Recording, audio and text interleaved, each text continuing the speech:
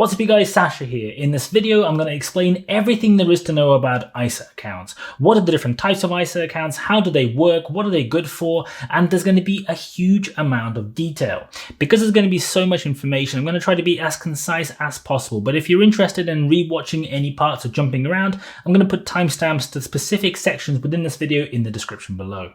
Now, just a really brief disclaimer before we get started, I am not a financial advisor. I can't provide financial advice. And if you do need financial advice, you will need to go and seek the help of a suitably qualified professional. Now that's out of the way, let me really quickly explain what is an ISA account. And an ISA account is a type of savings or investment account where you can go and put your money, and all the gains that you then get from that account in terms of money that you earn on the money you've put in will be free from UK tax, and specifically they'll be free from UK income tax, UK dividend tax, and UK capital gains tax. You can put a maximum of £20,000 per year into your ISA accounts, and that can be put into any number of ISA accounts subject to some rules I'm going to get to in just a second.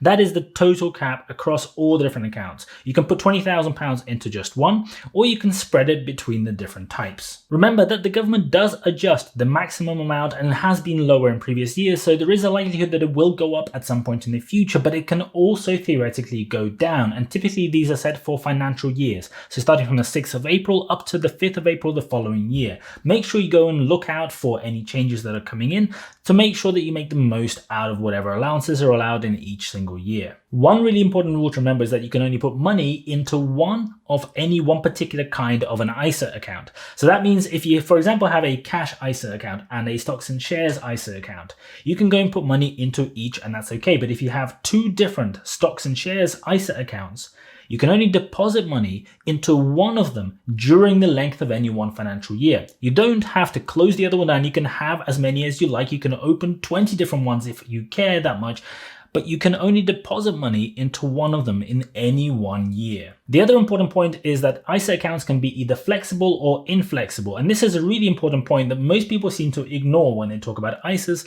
Flexible accounts allow you to withdraw money from your ISA for whatever need during the financial year, but as long as you then put the money back into that same ISA account during the course of that financial year, you get to lose nothing in terms of your overall allowance.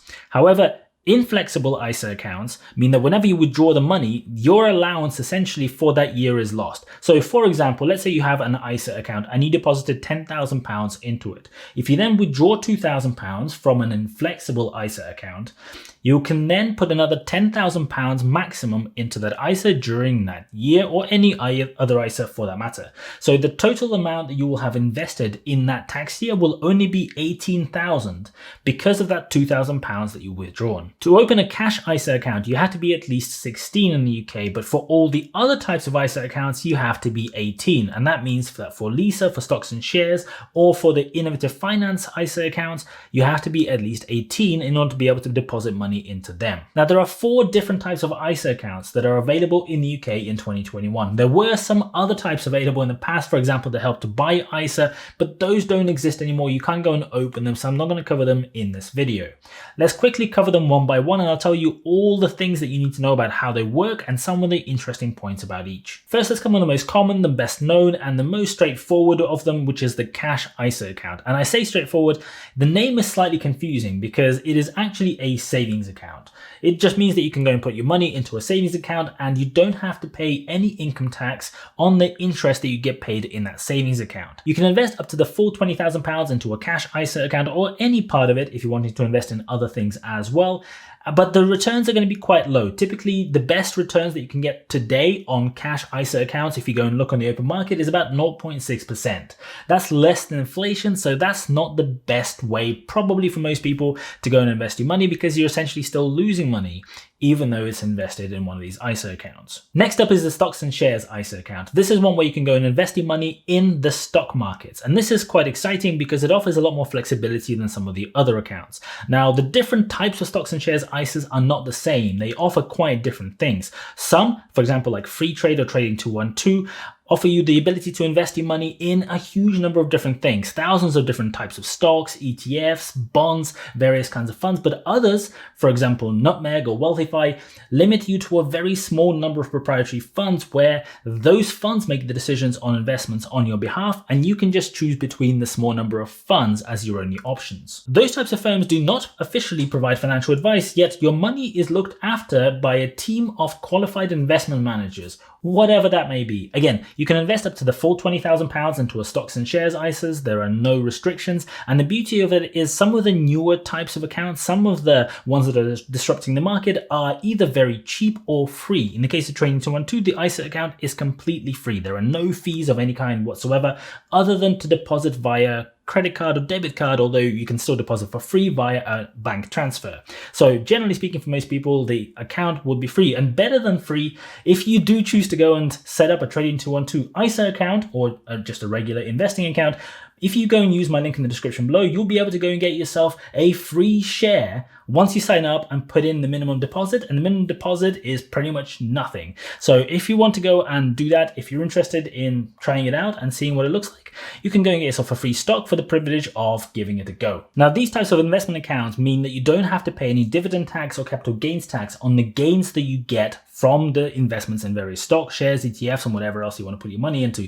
But that doesn't mean that you get to pay no tax at all. And this is crucial to understand. You still have to pay some taxes. In particular, the most common one that you're going to have to pay is the US dividend withholding tax. So that means that whenever US companies that you're invested in pay out dividends, you will have to pay 15% tax on the yields of those dividends, because the US protects their income by ensuring that foreign investors still have to pay some form of tax. It would be 30%, but you have to fill in a W-8 Ben form in order to be able to access this reduced rate of 15%. And typically with pretty much every investment platform, that form will be pretty much automatically filled in the moment you fill in your application form. Other charges include things like the UK stamp duty, which you still have to pay even on an ISA account, and that is a 0.5% charge whenever you're buying any UK listed stocks. And there are some other much less common, much less known taxes that also apply that are similar to those two in some other countries, including some European markets.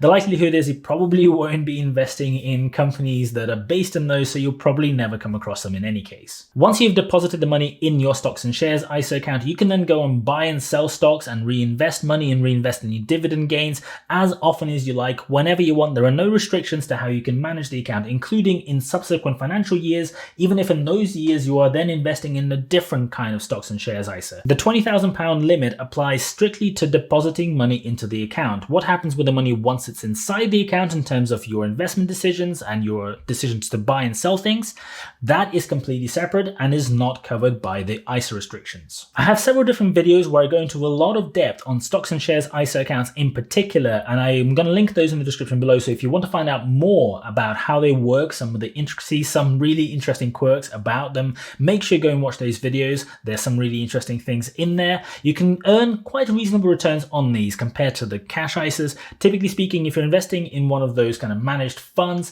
they tend to pay out something like 3 to 5% on average, depending on the year. That's not great, but it's a lot better than, for example, a cash ISA. If you're investing in an index-based ETF, typically things like the S&P 500 will pay something between 7 and 9% per year with relatively low risk if you look over a 100+ year period. There is a lot of volatility though. So some years you might be earning, say, 17% like last year, but other years you might actually be losing money net for the year. So there's going to be a lot more fluctuation with this type of investment. If you're investing in stocks that you've picked yourself, whichever ones that you prefer in your particular mix, there's potentially going to be a lot more variation. Maybe you're going to be earning huge amounts. Maybe you're going to be losing a lot of money. There's going to be a huge amount of variance. So it's kind of the investment decision is going to be up to you, and the returns will also be up to those decisions. Next, let's talk about a type of ISA account that is less known and many people probably have never actually heard of it. It's called an innovative finance ISA account.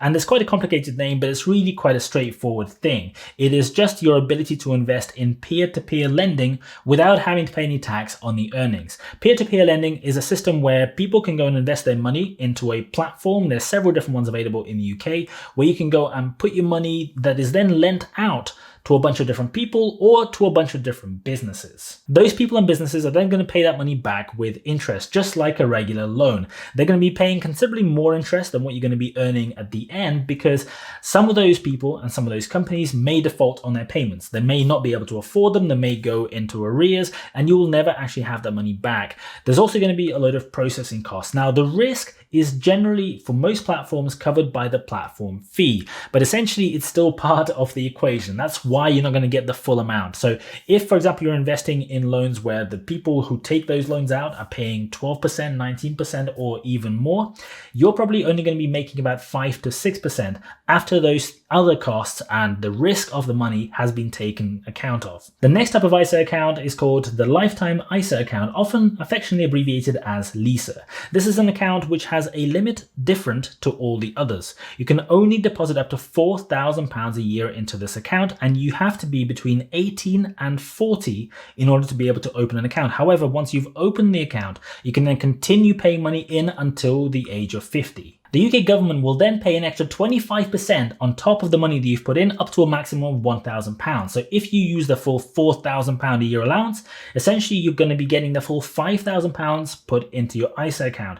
However, only the £4,000 that you put in, so only the money that you put in, counts against the £20,000 total ISA allowance. So in essence, if you go and deposit £16,000 into other types of ISAs and £4,000 into this one, you're essentially going to be getting £21,000 worth of money deposited into all your different accounts across the board. Now, these LISA accounts actually work in exactly the same way as either cash ISA accounts or stocks and shares ISA accounts. However, on the stocks and shares side, you can only get the fund versions. You can't get the ones where you have total flexibility into investing in lots of different types of stocks and shares at the moment. That may change throughout this year as these new companies are disrupting the situation, but at the moment, you can only invest in those providing the managed funds. There are only two ways in which you can actually withdraw money from a LISA account. The first is to buy a house, but that has to be your first house. It can't be a new house or an upgrade or anything like that. It has to be your first house purchase. But not only that, there are other restrictions as well. That house has to be worth £450,000 or less at the point when you're buying it, and you can only buy it a minimum of 12 months after you open the LISA account or later. So you can't go and open a LISA account and hold the money there for 6 months and then buy the house. You have to plan further ahead. And the last one is you have to buy it with a mortgage. You can't just go and buy it outright. So if you're saving that money, that saving has to go towards a deposit towards a mortgage. Hey guys, it's Editor Sasha here. I just realized while editing this video that I completely forgot to mention the second reason why you can go and withdraw money from your LISA account, and it's really quite simple. You have to be age 60 or above, at which point you can go and withdraw the money without having to pay any penalty. Anyway, the really important point is that you can't withdraw the money from this account except for those two purposes unless there's some exceptional circumstances like having a terminal illness. But what that does mean is if you do want to access that money, you technically can withdraw it, but you'll have to pay a substantial penalty fee. Up to the end of this financial year, you'll have to pay 20% of the amount that you're holding in it if you want to go and withdraw it. From the 6th of April 2021 onwards, you'll have to pay 25% as the penalty fee. So if you're wanting to go and open one of these accounts, you really want to use it either as some form of a retirement fund or as the deposit for your house purchase. Those are the two reasons it exists for, and those are the only two reasons people should use it for. Now, there is another type of ISA account available in the UK. It is called the Junior ISA account. This is a dedicated ISA account for children under 18. It can be had at any age, and it is managed and operated by the parents of those children. And those accounts work in exactly the same way and operate in exactly the same way as cash accounts or stocks and shares ISA accounts, but they have to be specifically junior versions of the ISA account. So you can't go and invest in a regular ISA account, that is, say, a cash account or a stocks and shares account on behalf of a child. It has to be a specific junior ISA account in order for you to do that. Now, the limit on these accounts is £9,000 a year rather than the £20,000 that's available to adult ISA accounts. And there's one really important restriction. You can only go and access the money, so the child can only access the money once they turn 18. The parents can't access it on their behalf. The children can't take it out. It has to stay in the account up until the age of 18, when that account stops being a junior ISA account and becomes a regular ISA account. at which point the child can either withdraw the money or transfer it to any other type of ISA that they choose. Let me go through some really important points. Some of these are going to a lot more details in videos that I'm going to link in the description below. But anyway, let's first talk about the limit. The limit is £20,000 per financial year. The financial year runs from the 6th of April of one year to the 5th of April of the following year. So if you're planning to invest, say in spring, you can invest £40,000 by investing either side of that deadline. And in essence, in a relatively short space of time, you're going to be able to invest double the amount. But not only that, but that limit is per person. So if you're in a household where there's more than one adult that is eligible, for example, you have a spouse, and typically say you only invest in your own name, technically, if you decide for yourselves to do it that way, you can invest money together on behalf of the spouse as well and make double the use of the allowance.